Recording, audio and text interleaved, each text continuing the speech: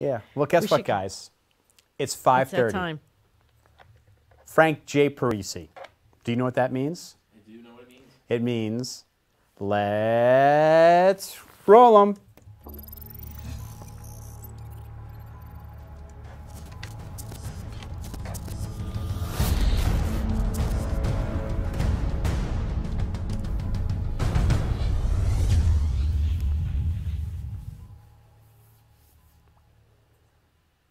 Hello, New York. Welcome to the show. We are here at Anatomy of an Entrepreneur, the show that makes everyone a millionaire. Actually, the goal of this show is, with the right guidance, the right tools, the right education, and some drive, we believe anybody can be a successful entrepreneur. Now, before we get to the show, we have an awesome guest today. I can't wait for this conversation. Let's take care of a little housekeeping. Lori Kay, what do you think? I think housekeeping is always good. Okay. It's always good to do. So first of all, this show is brought to you by My Instant Office. If you need a place to work, and a desk, and a chair, an office, a conference room for a day, a week, or a month, come on in, sit down, and get to work. You know what we say, Lori?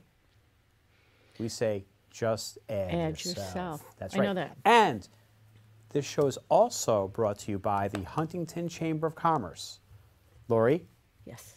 Did you know that the Huntington Chamber of Commerce is the largest chamber of commerce on Long Island? I did.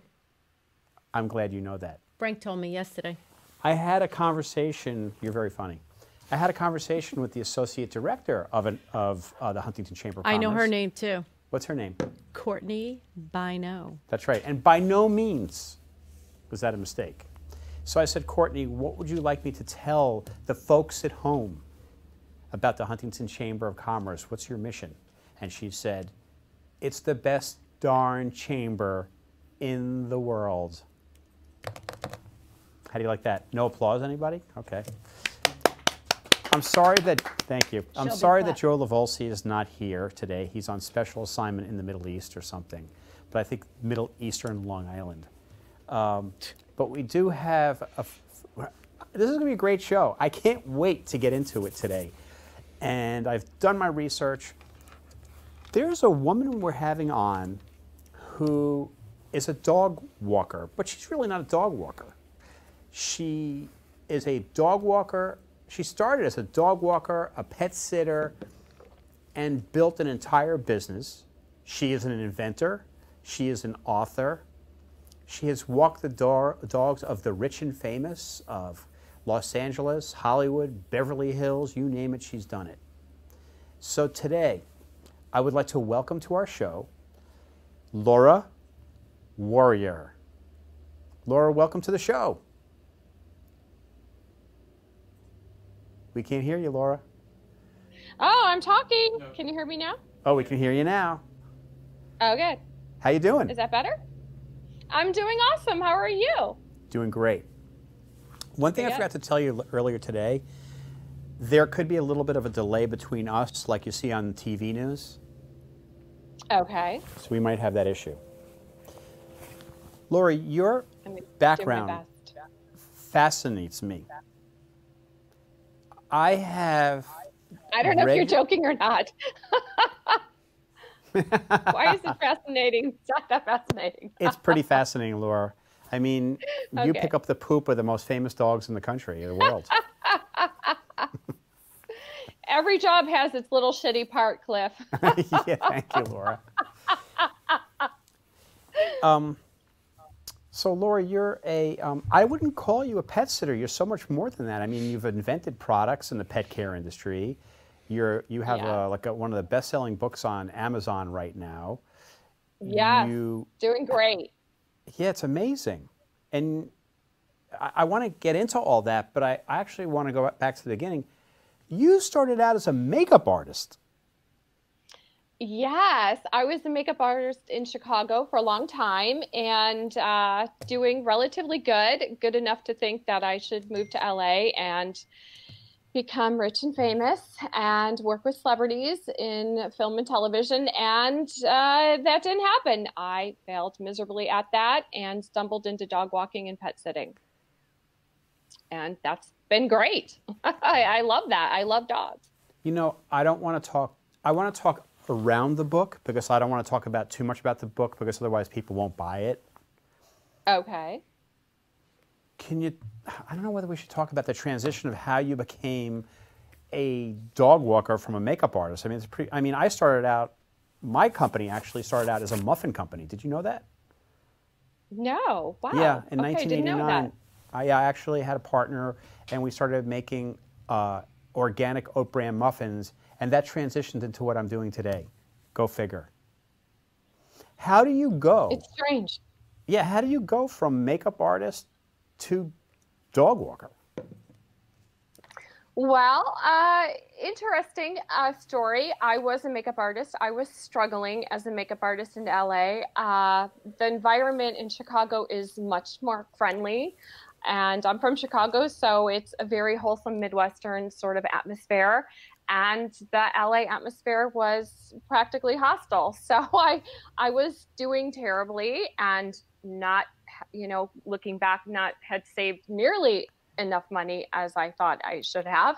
And I was running out of money and not getting very many jobs. And so I met a gal who was an actress and she had a dog and she asked me to walk her dog, and she was working on a studio lot. And when I was walking her dog, out of another trailer came the comedian Paula Poundstone, and we started talking, and she just said to me, "Hey, are you a professional dog walker?" And I said, "Yes, I am."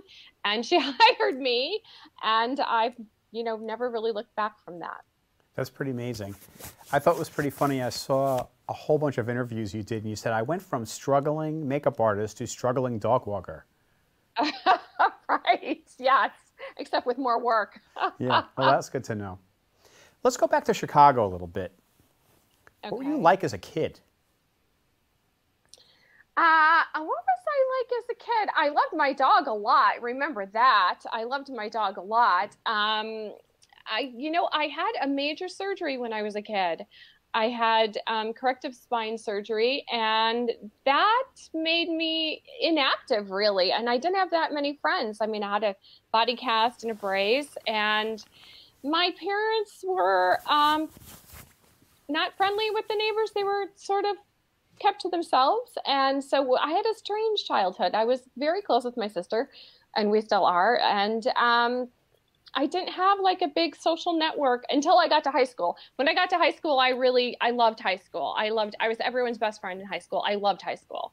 But up until that point, I was lonely and mostly unhappy. But thanks for asking, Cliff. That was awesome. I'm sorry. Do you think we should call your therapist? That's okay. I'm over it now. Oh, okay, good. So tell me something. Were you an introvert until you got to high school? I wasn't introverted. I didn't have anyone to talk to. Oh, gotcha. I mean, there was no internet. There was no phone. There was no Facebook. Right. There's nothing like we have now. It's completely different. Okay, so then I'm going to guess then your pets became a very important part of your life. Oh, absolutely. My dog was my best friend. Right. And were you always passionate about animals, or was that something that grew out of the fact that you didn't have a lot of friends? I think a combination. I got my first dog, Ginger, a black lab, when I was very young, a toddler. And I think that really imprinted on me the love of a pet and what it takes to be a good pet parent, and that nurturing and compassion that you have to show to animals, and the responsibility it is to take good care of an animal. And I really felt that towards all animals, especially stray animals and wild animals. So I always loved animals, and I always thought when I was a kid that I wanted to do something with animals as a profession, but there weren't that many opportunities. It was like you were a vet or, a vet tech, and, there weren't professional dog walkers or pet sitters like there are now. So it wasn't an option back then. No. So you became very close with your pet. It was something you were passionate about. But you never really, I mean, there was no such thing as dog walkers back then. Oh, there's Dexter right now. Hi, Dexter. I just have to yell, Dexter! He's barking at a shadow, so I'm glad he's barking. I was going to set up a contest where, you know, every time Dexter barks, I'll give something away. So I'm glad I didn't do that. He's giving a lot of stuff away. I forgot your question, but yes, I'm still passionate about pets, despite them barking at the wrong time. But you never, it never occurred to you when you were growing up or even as a young adult that you would have something to do in the pet care industry, that would be your career, did you? No, not at all, not whatsoever. I wanted to be a news anchor. Like, that's what I really wanted to be, was a news anchor. I wanted to be a news anchor. And my mother told me that I'd never make it as a news anchor because they have to be ambitious, and she would tell me that I was lazy, so I wasn't going to make it as that. You grew up in the That's Midwest. a little bit of a bummer. Yes. Well, you still could be a news anchor. You want to try it now? No, I'm too old to be a news anchor. I'd love to be a news anchor. I'd love to be a news anchor, but you know, I mean, come on, I'm not going to be a news anchor now. I mean, okay. I want to start at the bottom anywhere. But you're probably a nice Midwestern girl from Chicago. Pretty brave for you to leave Chicago and go out to California. Absolutely. But you know what? I love California. I love Los Angeles. I love my life here. I've never looked back. I hated Chicago weather. I hate the cold. I hate the hot. I hate the muggy. I love the Cubs, but honestly, the Cubs and a couple of my good friends, that's it. I don't miss Chicago. Was it scary when you left? And you didn't know? Did you have any friends in California? You had nothing going for you there? Nobody. I knew not one person. I knew a friend of a friend of a friend. That's who I knew. I know you had a job when you got out there because you worked for the same company in Chicago. Am I correct? Yes, I worked for Barney's New York. I worked for Barney's New York in Chicago. And then through the grace of God, the manager at Barney's and I were friends. And she said, I'll call the managers at Barney's on Wilshire Boulevard and you can have your same job there. But it wasn't an employee job. I was an independent contractor. I was a makeup artist. So I was a floater. And then I started with this specialty line called Clé de Peau. And I worked at Barney's, but it wasn't a full-time, gig. It was just, maybe 25 hours a week, 25, 30 hours a week at a counter. I never would have had the guts to do what you did by just leaving your family, your friends, and just going out to California. Describe to me the feeling when you got there. Dexter, Dexter is wanting to bark at a shadow. The feeling? It fits excited. The show. I was excited. Yeah, I know he's barking. I don't know why he's barking. Dexter. Sounds just like us in the studio. Shelby just barks. I know, just random barking. I was excited. I mean, I love LA. I was excited, and I was feeling adventurous. It was fun and exciting and freeing to leave Chicago. And I loved the palm trees. I loved the ocean. I loved the sense of having an opportunity to start a whole new life. And the possibilities were limitless. So I was very excited about the future. And, being a makeup artist, I loved that. I thought that was going to go somewhere. But when I came out here, the reality was there are a boatload of makeup artists. And at one point someone said, Laura, more people come to LA to be makeup artists than they do come to be actors. And I thought, oh my God, because, there's an actor, everyone's an actor. So I was like, oh boy, but I felt confident. I wasn't really scared or nervous. I was excited. I was excited for the first couple months, but after the first couple months, the excitement wore off and the reality was setting in that, I wasn't making it. There was no big job. And I discovered that you had to be in the union to get film and television jobs. And I wasn't in the union and I didn't even know there was a makeup artist union. And so, I was starting to scramble, quite frankly.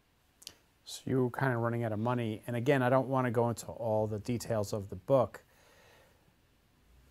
you now meet Paula Poundstone and you just say yes, which is a great sign of an entrepreneur. Someone who just says yes and figures out how to do it. That is a total entrepreneur. Absolutely. Absolutely. So forget doing market research and figuring out, what kind of client needs you might have. Just jump in. When did the passion kick in?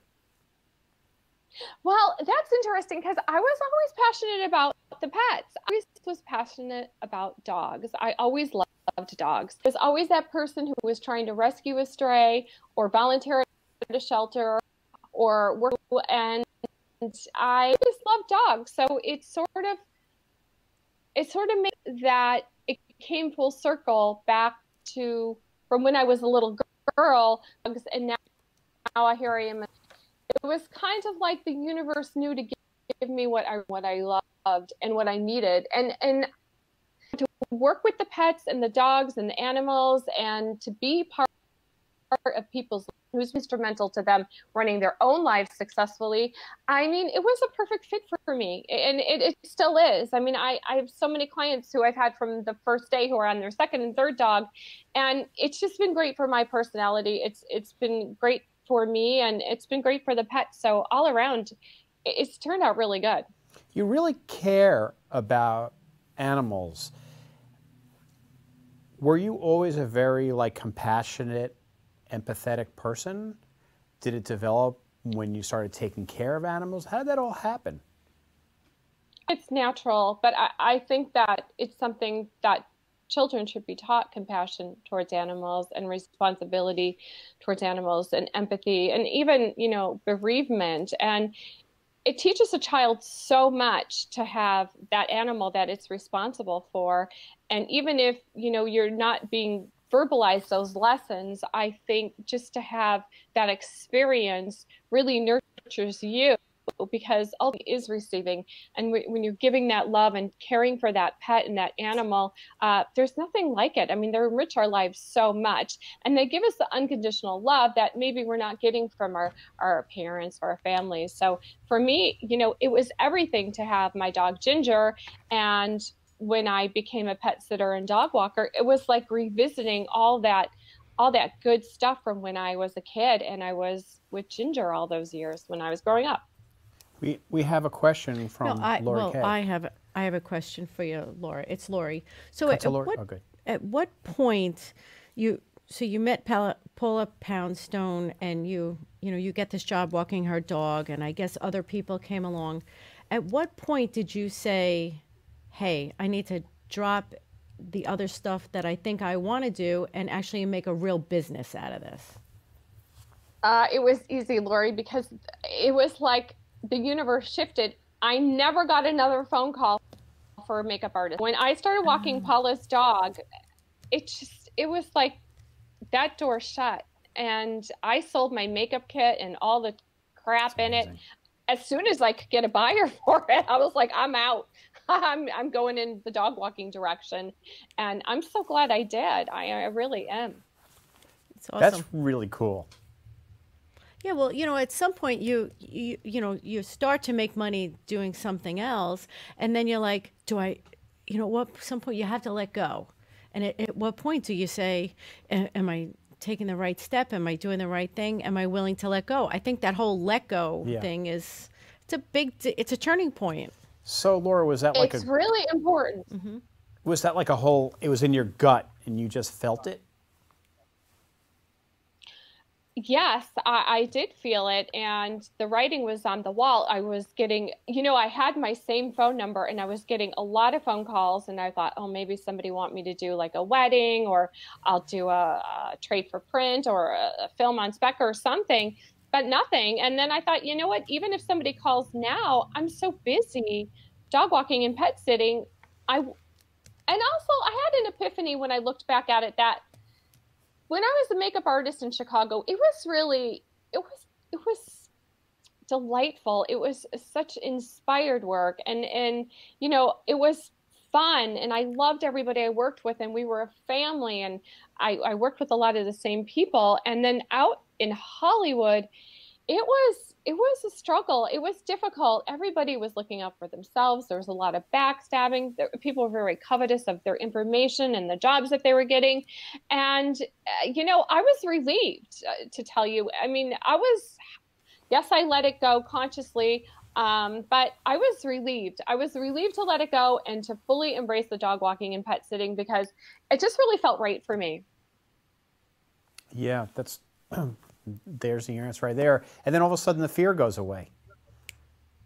The fear did go away, right? Absolutely, because I saw money coming in. I was able to create a budget, and I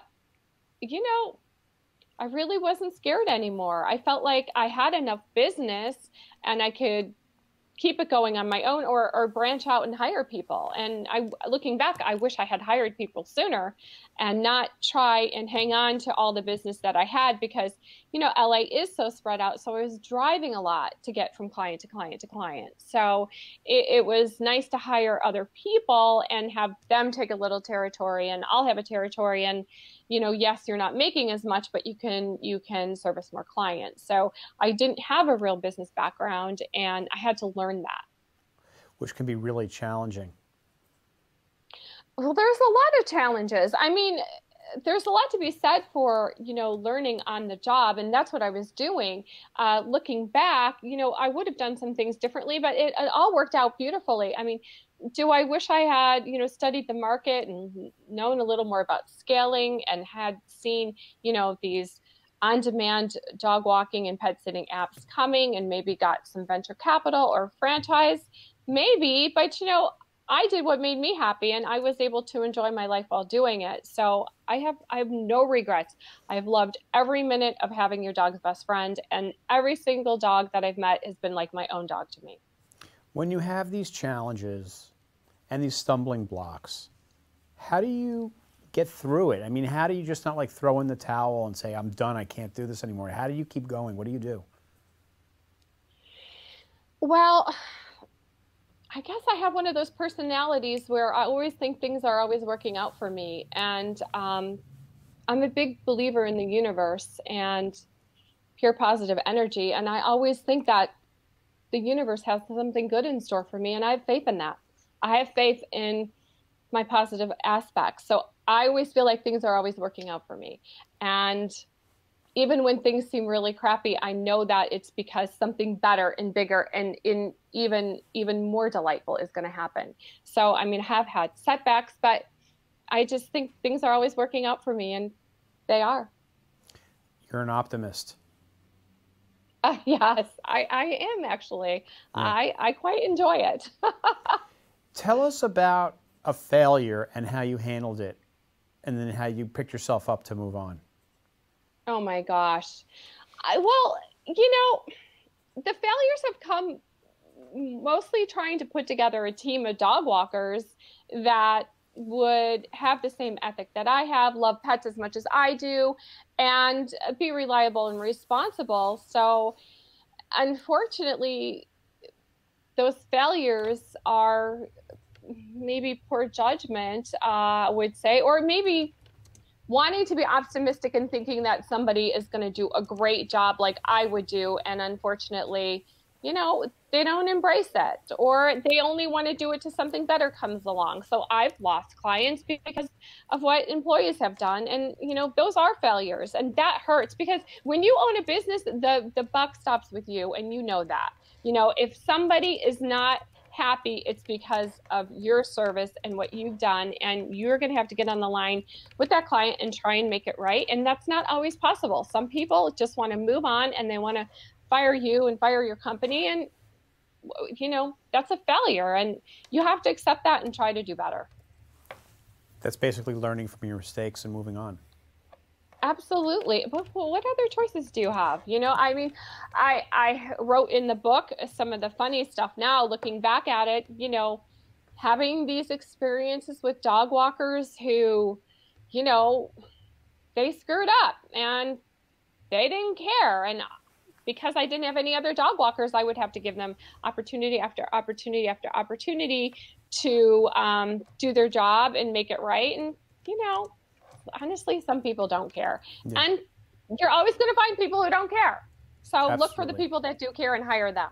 And I read all those stories about your different employees, and it's actually, not only is it fascinating, but it's a great learning experience for others who would be thinking about going into any kind of business, not just being a dog walker or a pet sitter.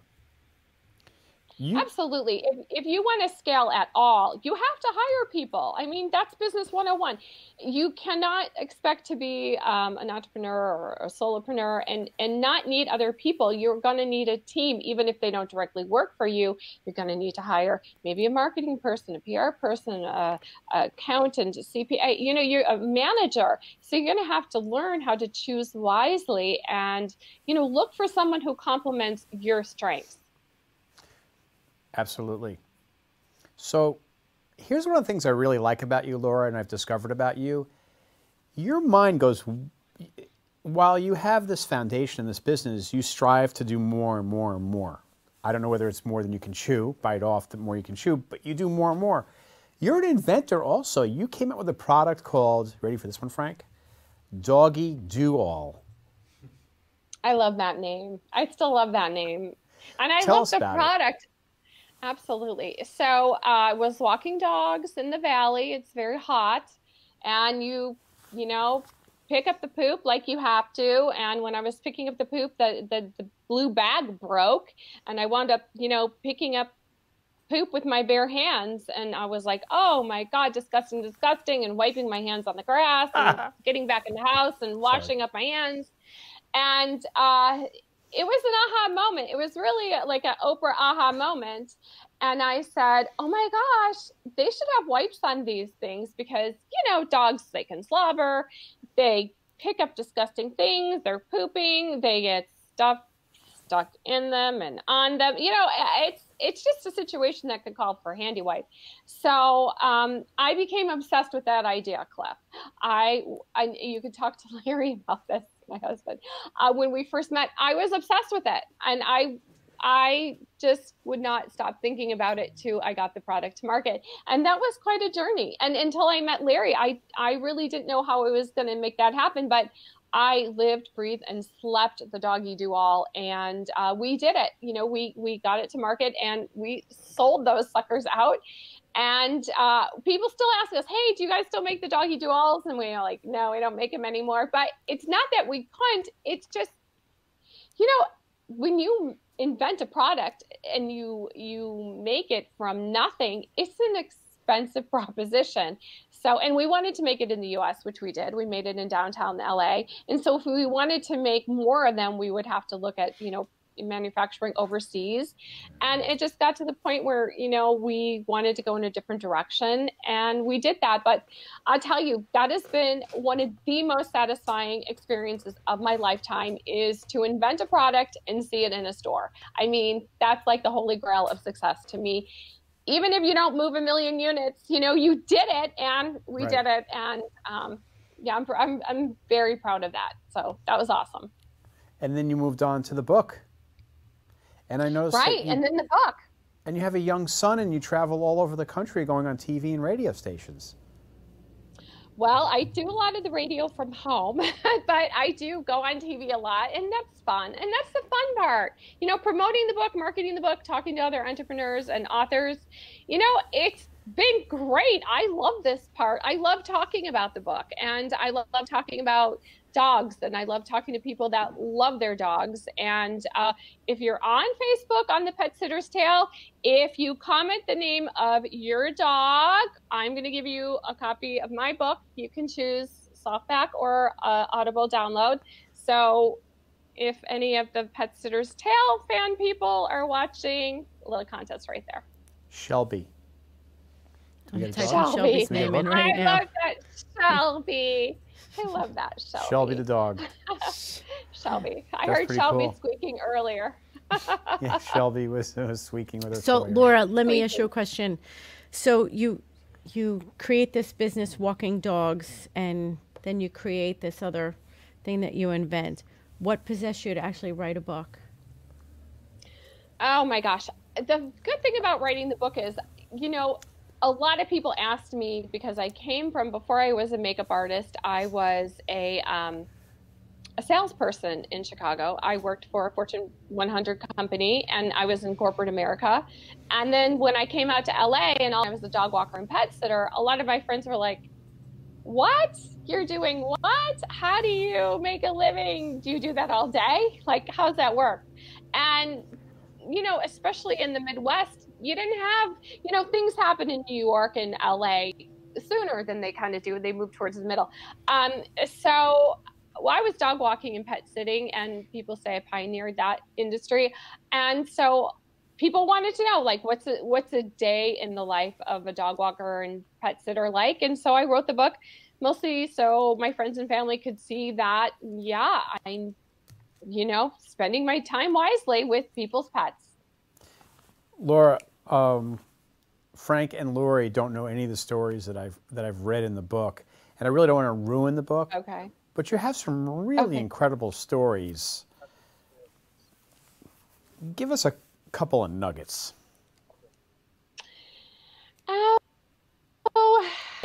You know, not only is it pet sitting thing, but it's also spending time and even sleeping overnight in other people's homes. And, you know, when you're a guest in someone's home, it's one thing, but when you're staying there and you're paid to, it's a whole other thing.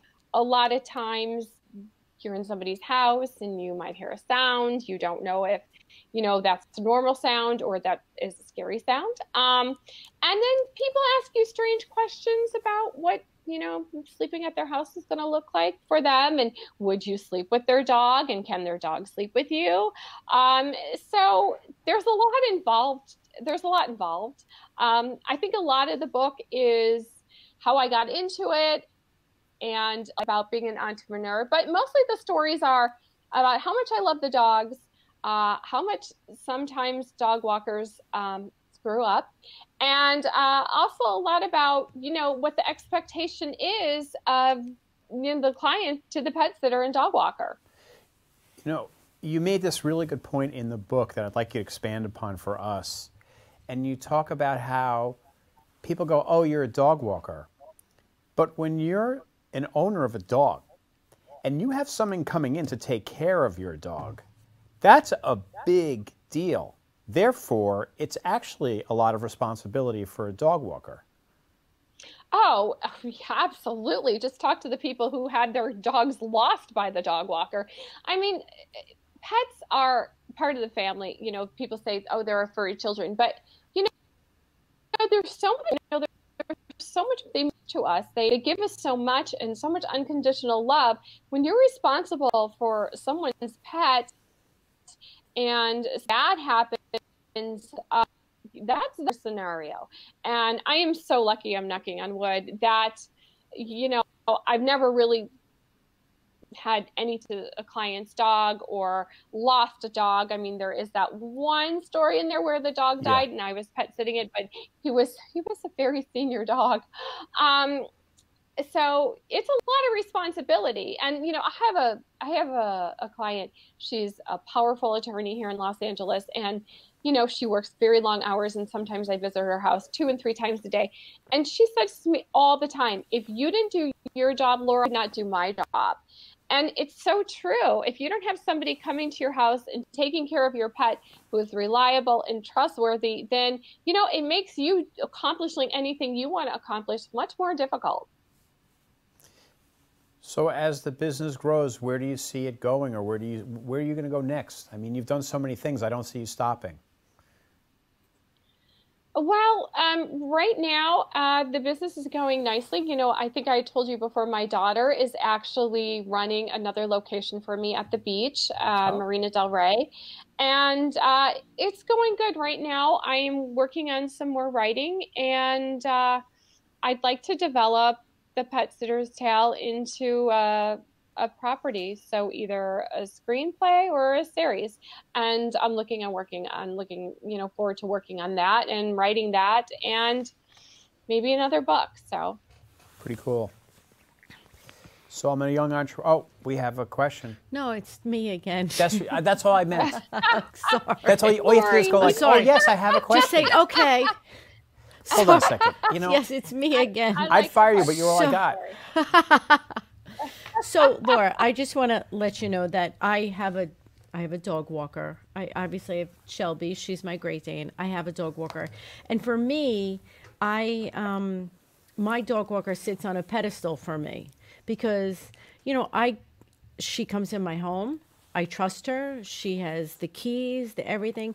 My dog is like another child for me. So I think not saying that people shouldn't, but I think people who walk dogs, some people say, "Oh, you're a dog walker," and I think, "Oh my God, thank God for you. You're a dog walker." Like that's how I look at it, and my friends look at it who have pets.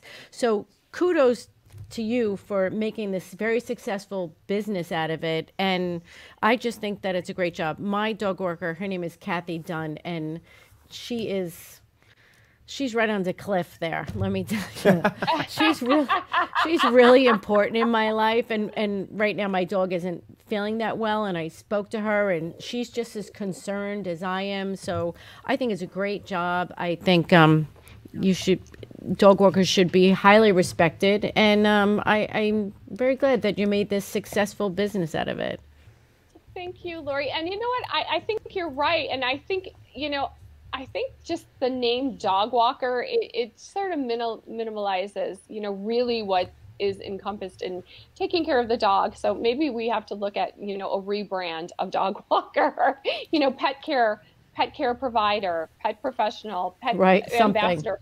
Because, you're so much more than a dog walker. I mean, you think of a dog walker, you think of unskilled labor. But if you think of somebody coming into your home and, maybe turning off the alarm safely so it's not, discharging and all of a sudden you're getting all these ancillary fees because your alarm went off, and leashing up your dog properly and making sure your dog is exercised and back in the house safely, turning your lights on and off.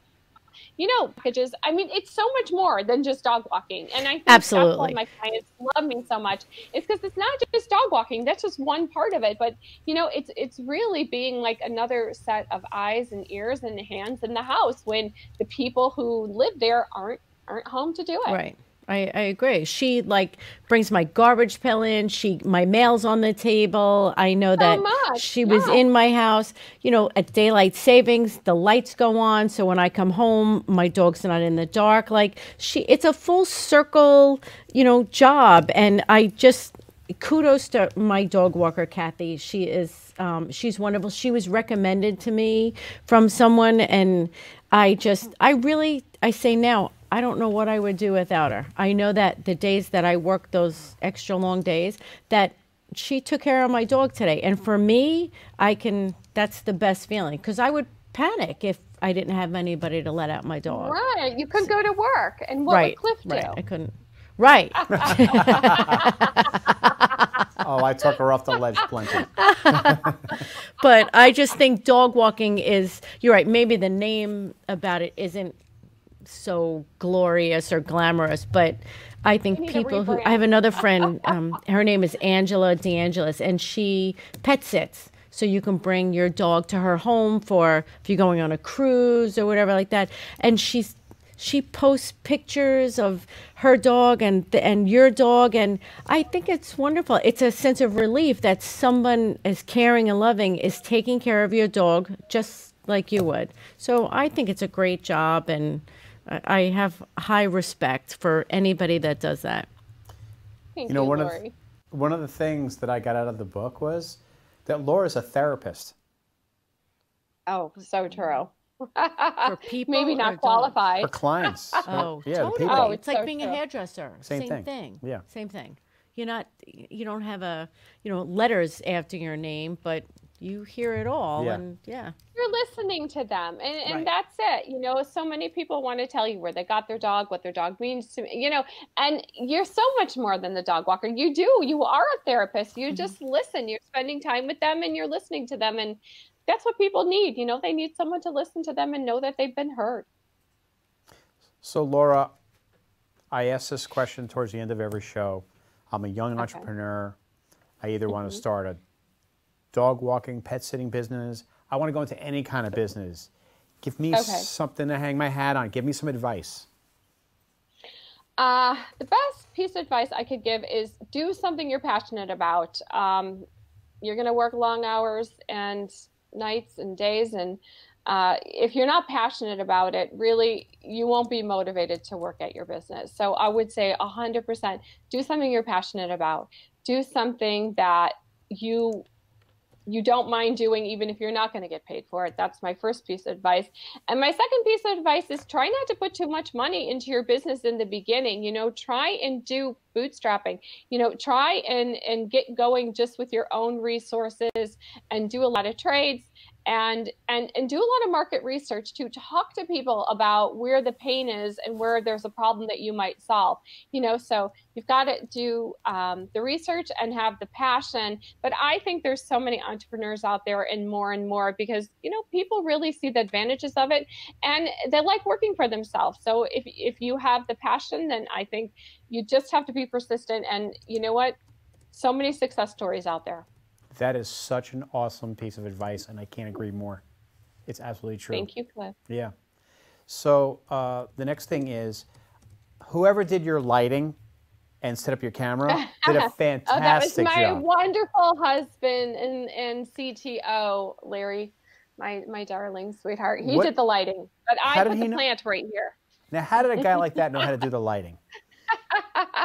He knows everything. He's like the wizard. Unbelievable. So, Laura, I hope you're going to come back on the show again.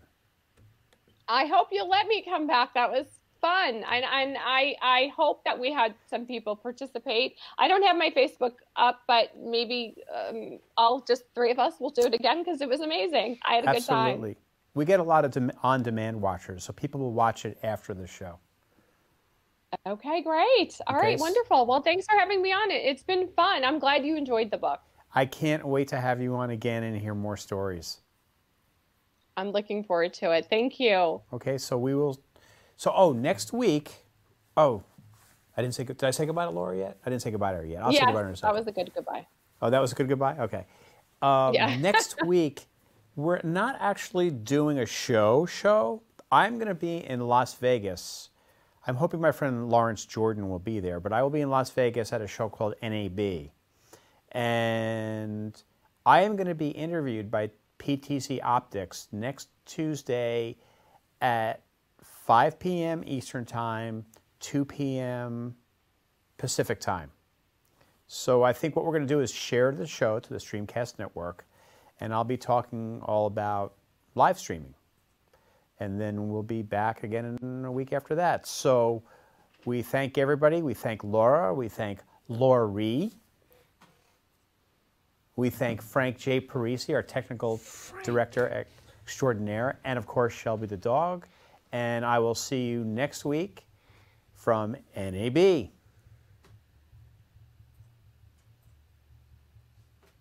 forgot to do credits. Laura, you still there? Laura?